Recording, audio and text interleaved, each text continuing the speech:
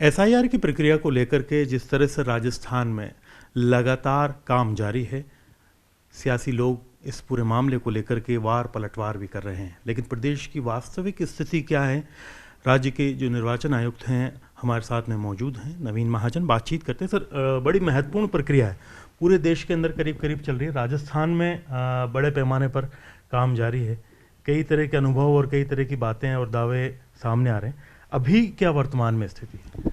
देखिए, अब जब वर्तमान में हम बात कर रहे हैं तो राज्य में 97% 97% जो डिजिटाइजेशन का काम है वो मुकम्मल हो चुका है, और जो 3% का जो शेष काम है ये भी 2-3 दिन में पूरा कंप्लीट हो जाएगा। एक अच्छी चीज़ जो राजस्थान के कंटेक्स्ट में मैं हाईलाइट करना चाहूँगा वो ये है कि हम शुरू से ही इसमें अग्रणी रहे, और मैपिंग जो इसका एक महत्वपूर्ण पहलू था, जिसमें आज का मतदाता, पिछली जो मतदाता सूची जब एसआईआर हुआ था, जैसे हमारे प्रदेश में 23 साल पहले हुआ था, तो उसके साथ जुड़ाव इस्टेब्लिश करना था। तो हम मैपिंग में भी बहुत ही अच्छी उपलब्धि पे आज हैं। 92% हमारे जो वोटर्स हैं अब मैप्ड हैं। इसका अभिप्राय ये है कि मात्र 8% मतदाता ऐसे होंगे जिनको आने वाले चरण में दस्तावेज दिखाने की आवश्यकता रहेगी। 92% मतदाताओं को राजस्थान में पूरे एसआईआर के दौरान एक भी दस्तावेज देने की आवश्यकता नहीं रहेगी। अब अभी अगर देखा जाए कितने वोटर हैं अपने, जो लास्ट मतदान के हिसाब से देखा जाए, और अभी तक की जो स्थितियां हैं, किस तरह का काम कहाँ देखने को मिल रहा है, और जो हम हटा रहे हैं वोट, वो किस तरह के होते हैं? ज़्यादातर बताते हैं कि एब्सेंट है, डेथ है, या फिर शिफ्टेड है। देखिए, ऐसे है कि हमारे लिए जो सबसे चुनौतीपूर्ण क्षेत्र था वो पश्चिमी राजस्थान का मरुस्थलीय इलाका था। मरुस्थलीय इलाके के अपने चैलेंजेस हैं, क्योंकि भौगोलिक दृष्टि से बहुत विषम परिस्थितियां हैं। इसी तरह से जो हमारा टीएसपी का आदिवासी बाहुल्य क्षेत्र जो सदर्न राजस्थान में, वो भी बहुत चुनौतीपूर्ण था। मुझे बताते हुए खुशी है कि 4 ज़िले जो 100% काम कर चुके हैं, ये इन्हीं 2 क्षेत्रों से आते हैं। जो मतदाताओं का जो नाम विलोपित होगा, उनमें प्रमुखतः जो कारण होते हैं, एक तो ये होता है कालांतर में किसी मतदाता की डेथ हो गई और उसके परिवार वालों ने वोटर लिस्ट से उसका नाम नहीं हटवाया, तो वो वोटर लिस्ट पे मौजूद रह जाता है। दूसरा है कि लोग ऑर्गेनाइज सेक्टर में, अनऑर्गेनाइज सेक्टर में, गवर्नमेंट में, सेमी गवर्नमेंट में, प्राइवेट में नौकरी कर रहे होते हैं। कालांतर में उनका भी स्थानांतरण किसी दूसरे प्रांत में या किसी दूसरे सिटी में हो जाता है। वो पुरानी जगह से अपना नाम हटाते नहीं हैं, दूसरी जगह पे अपना नाम जुड़वा लेते हैं। ऐसे मतदाता जो स्थानांतरित होकर दूसरी जगह चले गए, पर उनका पुरानी शहर में या पुरानी जगह पे अपना नाम मौजूद रहा, वो सेकंड कैटेगरी है, परमानेंटली शिफ्टेड। थर्ड सेगमेंट है जो डुप्लीकेट वोटर्स हैं, जिन्होंने 2-2 जगह पे अपने नाम लिखवा रखे हैं जानबूझकर। लोगों में टेंडेंसी होती है कि वो अपनी जो नेटिव जगह है वहाँ भी नाम रखते हैं, और फिर जहाँ पे पदस्थापित हो जाते हैं वहाँ भी नाम रखते हैं। ये कानूनन पॉसिबल नहीं है, ये संविधान का भी उल्लंघन है। इस तरह के जो वोटर्स हैं, डुप्लीकेट वोटर्स हैं, इसमें बड़ा कड़ा प्रावधान भी है, और एसआईआर के बाद ये सारा डिजिटल फुटप्रिंट अवेलेबल हो जाएगा। तो मैं आपके माध्यम से ये अपील भी करना चाहूँगा कि अगर किसी ने एसआईआर के दौरान 2 जगह से इन्यूमरेशन फॉर्म भरा, तो इस बार हम कानूनी कार्रवाई अमल में लाएंगे, और इस तरह के लोगों के विरुद्ध हम मुकदमा भी दर्ज करा सकते हैं, जिसकी सज़ा 1 साल तक है। तीसरी जो चौथी श्रेणी है, अंतिम श्रेणी जो है, वो है एब्सेंट वोटर्स की। यानी कि उस पते पे अब वो वोटर नहीं है, और बार बार उसके घर पे बीएलओ जाता भी है, तो ना तो आस पड़ोस से कोई तस्दीक करता है, और ना उस घर में उसका कोई है, कोई किराएदार था, वो वहाँ से दूसरी जगह चला गया।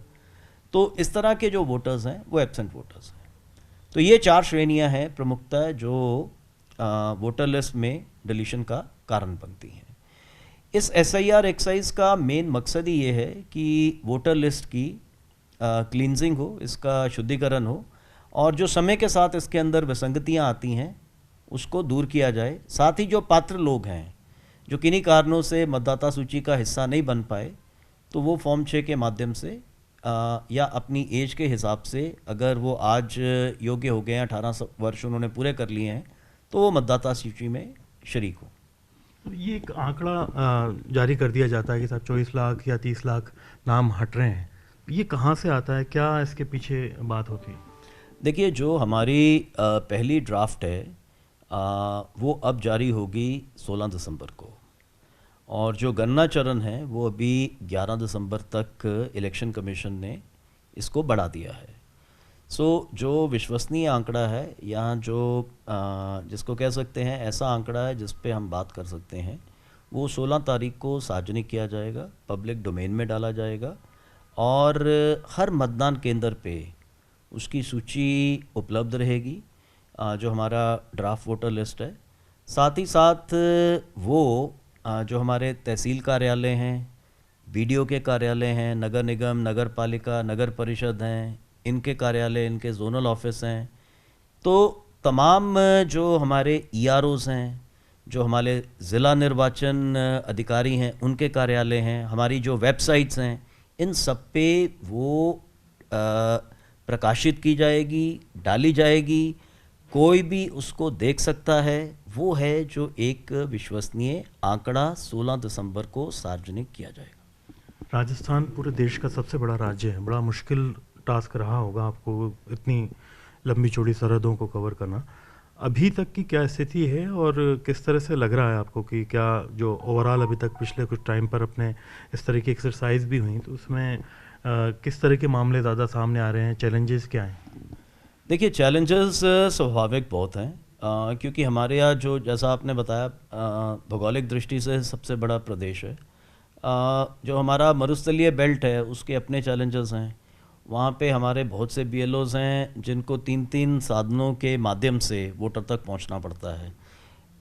छितराई हुई आबादी है, कुछ घर एक ढानी में हैं, फिर दूसरी ढानी में हैं, तो एक एक BLO को मरुस्थलीय क्षेत्रों में काफ़ी ढानियों को कवर करना पड़ता है। उनके मिलने के टाइम का भी एक इशू है। जैसे मान लीजिए सिटी का वोटर है, तो सिटी में बेशक आबादी तो छितराई हुई नहीं है, पर इसके अपने टिपिकल इश्यूज हैं। वर्किंग कपल्स हैं, हस्बैंड भी काम पे जाता है, वाइफ भी काम पे जाती है, तो अब उनके साथ संपर्क आप या तो अर्ली मॉर्निंग करिए या लेट इवनिंग करिए, या छुट्टी वाले दिन करिए। फिर कम्युनिटी बॉन्ड्स विलेज कम्युनिटीज़ में बेटर होते हैं, तो वहाँ अगर कोई किसी त्यौहार में कहीं गया हुआ है, किसी सोशल फंक्शन में गया हुआ है, तो आस पड़ोस को पता होता है, तो वो बता देते हैं कि ये 4 दिन के लिए लेट्स से किसी दूसरी जगह गए हुए हैं, तो आप ये परिवार 5-6 दिन बाद घर आ जाएगा। तो BLO को क्लियर हो जाता है कि भी इसके साथ संपर्क साधना है, तो मैं कब साध सकता हूँ। अब हमारे यहाँ जो सिटीज़ में ये जो प्रवृत्ति है ये कम होती जा रही है, कम्युनिटी बॉन्ड्स कम है, नेबरहुड को भी ज़्यादातर आइडिया नहीं होता कि ये लोग वापस कब आएंगे, तो BLO को बार बार वहाँ पे जाके दस्तक देनी पड़ती है। ये जो व्यवहारिक चुनौतियाँ हैं, इसके बावजूद हमारे यहाँ पे पूरे प्रशासनिक तंत्र ने, बेशक वो कलेक्टर हो या उनके अधीनस्थ EROs हों या उनके अधीनस्थ सुपरवाइज़र्स या BLOs हों, इन सब ने बहुत ही मेहनत से, बड़ी निष्ठा से ये काम को अंजाम दिया है, और उसी की बदौलत आज हम 97% डिजिटाइजेशन कंप्लीट कर चुके हैं और 92% मैपिंग को अंजाम दे चुके हैं। राजस्थान सर एक अलग तरह का प्रदेश है, यहाँ घुमंतु जातियाँ काफ़ी हैं और उसको लेकर के एलिगेशन भी लगते हैं, तो उनको कैसे आप डील कर? घुमंतु जातियों के लिए हम लोगों ने जो हमारे जो कलेक्टर्स हैं उनको ख़ास तौर पे ये निर्देश दिए हैं कि वो संवेदनशील होके जो सोशली डिसएडवांटेज ग्रुप्स हैं या घुमंतु जातियां हैं, सेमी नोमैडिक ट्राइब्स हैं, इनके लिए स्पेशल शिविर लगाएं और इनको सहजता से प्रयास करें पात्रता के हिसाब से मतदाता सूची में जगह देने की। 97% आप कंप्लीट कर चुके हैं और काफ़ी जल्दी आप उसको कर लेंगे, तो ड्राफ्ट जारी होने से पहले बीच की कोई एक्सरसाइज रही? ड्राफ्ट से पहले बेसिकली जो एक्सरसाइज रहती है वो ये है कि जो अब 2-3% है, ये वो लोग हैं 2-3 जो इस तरह के सेगमेंट के लोग होते हैं जिन्होंने फॉर्म तो ले लिए हैं पर अभी फिल करके वापस नहीं दिए। तो इनमें सिटी वोटर ज़्यादा हैं, तो उनमें से हर एक का कुछ ना कुछ आर्गूमेंट होता है। कई कहते हैं भाई अभी डेडलाइन 11 तारीख है तो हम दे देंगे तब तक आराम से। तो ये अब उस टाइप की हार्डकोर सेगमेंट है जिसको क्रैक करने के लिए थोड़ा टाइम लगता है, थोड़ी पेशेंस लगती है। तो हम लोगों ने भी अपने BLOs को ये निर्देश दिए हैं कि आप धीरज से, धैर्य से हर घर से जहाँ भी अब ये फॉर्म आपने वापस लेने हैं लीजिए। अगर वो टाइम और मांगते हैं दीजिए, कोई दिक्कत नहीं। हमें अगर लास्ट फॉर्म 11 तारीख को भी मिलेगा तो भी हम डिजिटाइज कराएंगे। पर हमें उम्मीद है कि यदा कदा कुछ फॉर्म्स जो लास्ट 1-2 दिन के लिए रह जाएंगे, हमारा प्रयास ये है कि अगले कुछ दिनों में हम इसको 100% कंप्लीट कर लें। बहुत बहुत शुक्रिया आपका। तो आप हैं नवीन महाजन, जिस तरह से राजस्थान में प्रक्रिया जारी है, फिलहाल 97% काम पूरा कर लिया गया है। 16 दिसंबर को जो है पहला एक तरह से ड्राफ्ट जारी कर दिया जाएगा। उसी में स्पष्ट हो पाएगा कि वास्तविकता क्या है, कितने लोग एब्सेंट पाए गए हैं, कितने लोग डुप्लीकेट पाए गए हैं, तमाम तरह के आंकड़े सामने होंगे। कैमरा पर्सन अविनाश के साथ में अरबाज अहमद, न्यूज़ 18 के लिए जयपुर से।